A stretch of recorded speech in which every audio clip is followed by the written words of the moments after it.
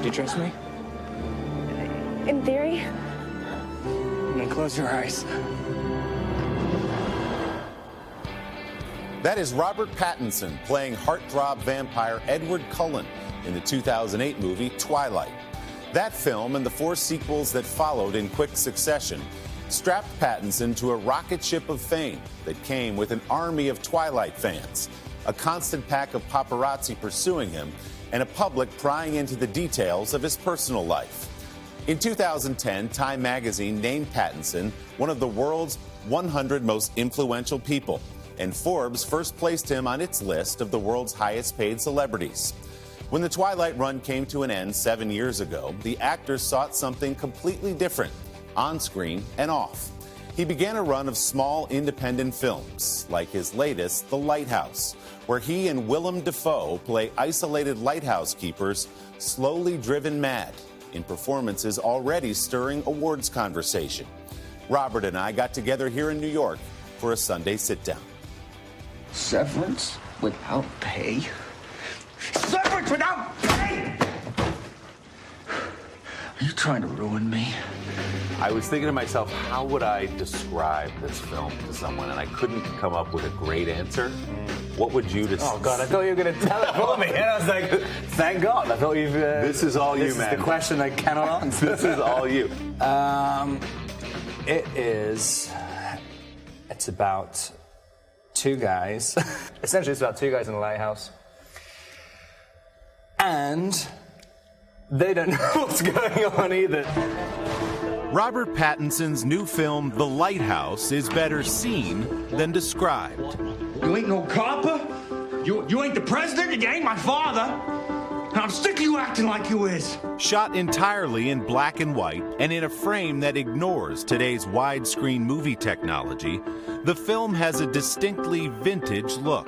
What did you think about that presentation when you first heard it be shot that way? It's so shocking to people that it's funny because you see people going further and further and further in the other direction. Like if you're working with widescreen, kind of getting more and more computer-generated stuff, spending hundreds of millions of dollars in the budget, and you just make the screen smaller, and people are like, whoa. Easy! Quit your flailing, lad! I ain't! Keep still! I am! How did you get ready for a performance like this in terms of creating that character, but also knowing you were going to be doing battle with Willem for 2 hours? I've seen so many amazing performances that Willem's done. I know he can bring a level of intensity that like hardly any other actors can do. And there's so much good stuff on the page that it just felt like it was sort of down to you to mess it up a little bit. Willem seems like he has infinite ways of playing a scene, whereas I kind of had like 3 ideas. Pattinson was born in London. His mother was a booker for a modeling agency. His father, an antique car salesman.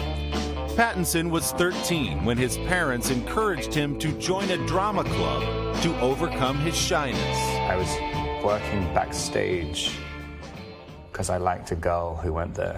That's like literally the only reason I joined it. I did a play called Tess of the D'Urbervilles. They're playing Alec d'Urberville, and I'm screaming at Tess, and I saw these 2 people in the audience who were like absolutely horrified by this scene. And I was like, whoa, I'm getting high off this. Pattinson was hooked, but he had a problem. He absolutely dreaded the audition process. I used to get so paralyzed with anxiety before auditions and stuff that you'd do it and I just couldn't do anything in the audition.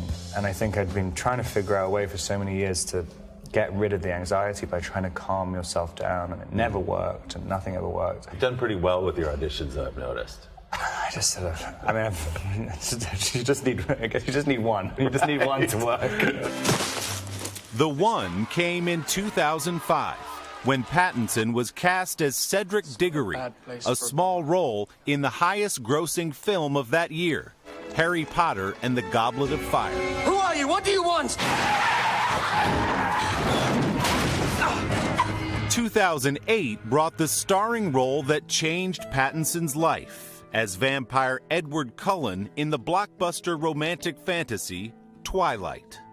You better hold on tight, Spider Monkey. There were 5 Twilight movies in 5 years. Together, they grossed $3.3 billion and won a downright obsessive fan base known as Twihards. The only way I can protect you is to be with you. As Pattinson was splashed on the covers of tabloids and chased by paparazzi, he attempted to turn down the temperature on his own fame. Anything which comes that quickly, like, unless you're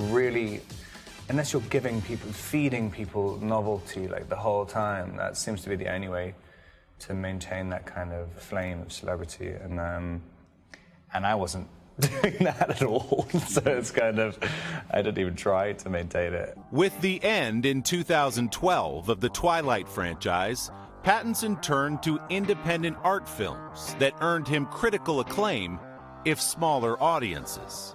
I'm more interested in getting one person to really, really, really like it, and it's like to be their favorite movie, rather than get loads of people to just be like, oh, let's go and see that. Like, it's kind of right. Just generally, what happens to my movies?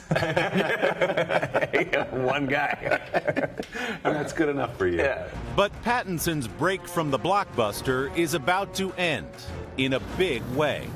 The actor has been cast as the next Batman, following in the footsteps of Michael Keaton, Val Kilmer, George Clooney, Christian Bale, and Ben Affleck, in a movie due out in 2021. I have to ask you about Batman. That came to you, and you thought, what? Do you want to be a superhero? That was not a superhero. Well, forgive me.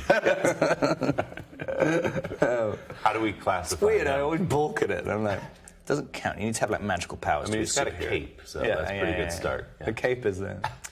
Yeah, I'll give you that one. What did you think when you first heard that offer? Like an immediate yes. Yeah. Is there any consideration in your mind when you get an offer like that of, okay, kind of here we go again, I'm going to be up on billboards and my face and my life and everything else will be back out there? I think there's a part of me that just thinks like it is impossible to kind of be like what happened with Twilight, because it was just sort of, it was just so sudden, like, and that now I'm kind of, I don't know, I'm hoping it won't be people hanging out outside my place. I just think I'm kind of boring and old now. You got to wait a couple years for Batman, but The Lighthouse is in theaters now. Our thanks to Bar Culicino here in New York for hosting our conversation. To hear Robert talk more about stepping into the role of Batman, check out our web extras at today.com/Sunday. And don't forget to subscribe to the Sunday Sitdown podcast to hear the entire unedited interview with Robert Pattinson. You can find it on Apple Podcasts or wherever you get yours.